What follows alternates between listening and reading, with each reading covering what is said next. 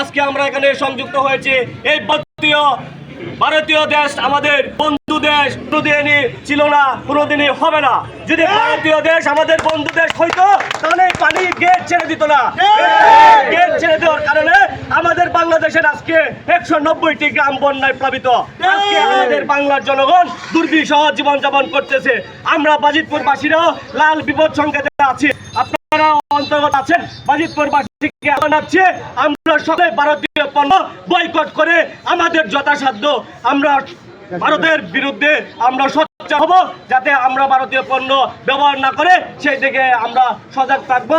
সকল জনগণকে আহ্বান জানাচ্ছে ভারতীয় পণ্য বয়কট করার জন্য। এবং আমাদের এই বন্যার জন্য একমাত্র দায়ী ভারত। এই গেটগুলো না ছেড়ে দিলে বাংলাদেশে এত পানি হইতো না।